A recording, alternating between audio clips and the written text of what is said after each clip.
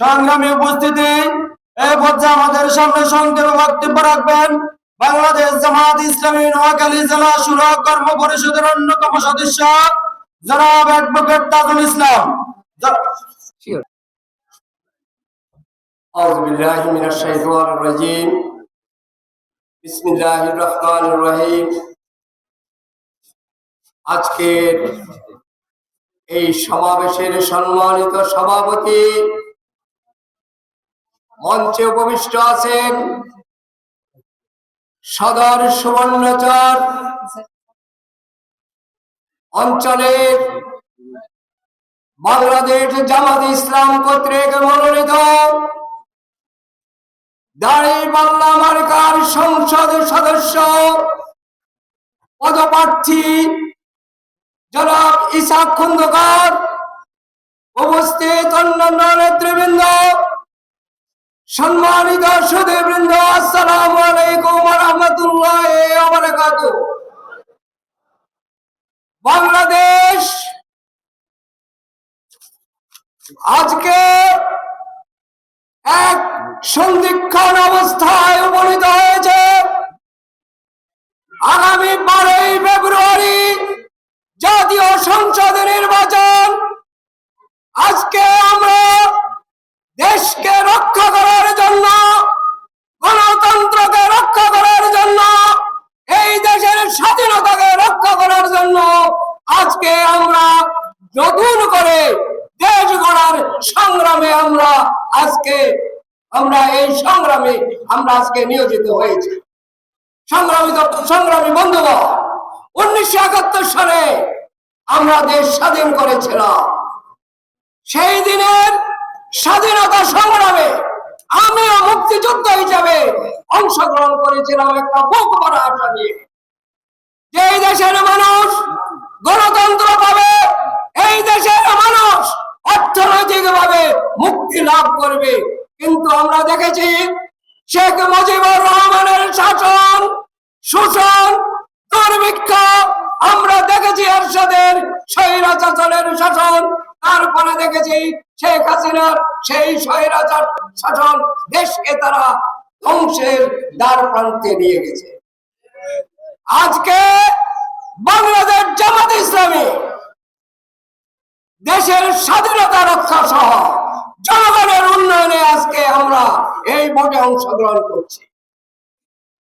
আজকে আমরা যদি সঠিক সিদ্ধান্ত নিতে ব্যর্থ হয়, তাহলে জাতি আবারও সেই কঠিন সমস্যার সম্মুখীন হয়ে পড়বে।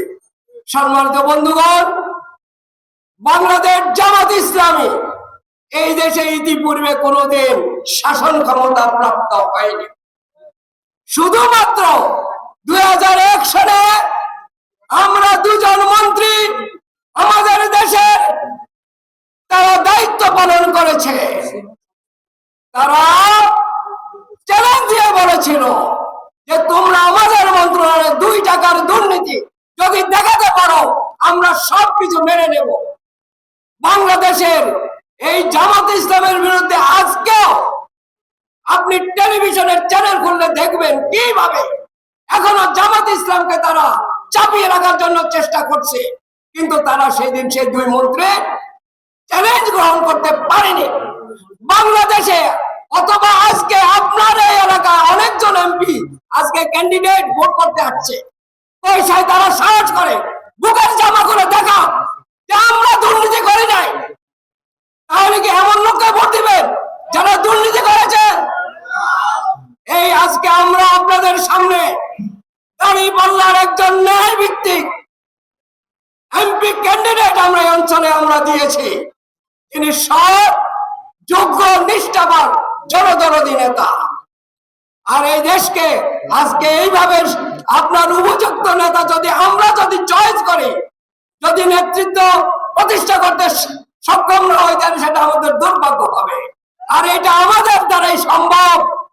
কোরআন শরীফে আল্লাহ ঘোষণা করছেন, ইন্নাল্লাহা লা ইউগাইয়িরু মা বিকাওমিন হাত্তা ইউগাইয়িরু মা বিআনফুসিহিম। কখনো কোনো জাতির ভাগ্য পরিবর্তন হবে না যতক্ষণ পর্যন্ত আমরা ইসাক খন্দকারের মতো লোক, ডাক্তার বুলারের মতো লোক, ডাক্তার শফিকের মতো লোক, ডাক্তার আব্দুল্লাহ মোহাম্মদ তাহেরের মতো লোককে আমরা নির্বাচিত করতে না পারি। বন্ধুগণ, দেশকে এইরকম একটা সুন্দর জায়গায় পৌঁছে নেওয়ার জন্য সেই মাওলানা মওদুদী রহমতুল্লাহ আলাইহি থেকে শুরু করে অধ্যাপক গোলাম আজম, মাওলানা মোহাম্মদ নিজামী সাহেব, আলী হাসান মোহাম্মদ মুজাহিদ, আব্দুল কাদের মোল্লা, মীর কাসেম আলী, মাওলানা মোহাম্মদ ইউসুফ, তারা বুকের রক্তের তাজা রক্ত ভাসিয়ে দিয়ে আজকে আমাদের জন্য এই পথ তৈরি করেছে। আজকে আমরা দেশকে একটা সুন্দর গণতন্ত্র উপহার দেওয়া, এটা আমাদের দায়িত্ব। তাদের অপরাধ কি ছিল? শুধু একটাই অপরাধ ছিল, কোরআনের ভাষা ওয়া নাকামু মিনহু বিল্লাহ আইয়ুমিনু বিল্লাহিল আজিজিল হামিদ আল্লাযী লাহু মুলকুস সামাওয়াতি ওয়াল আরদ আল্লাহু আলা কুল্লি শাইইন শাহীদ। শুধুমাত্র তারা সেই সত্তার প্রতি ঈমান এনেছিল যারা দেশকে সুন্দরভাবে গড়ে তোলার চেষ্টা করছে। আসুন তাদের পথ ধরে আমরা দেশের স্বাধীনতা রক্ষার জন্য, দেশের উন্নয়ন সাধনের জন্য, এই দেশকে একটা সুন্দর দেশ হিসেবে গড়ে তোলার জন্য খন্দকার ইসহাক সাহেবকে আমরা এই 4 আসনে এমপি হিসাবে মনোনীত করব।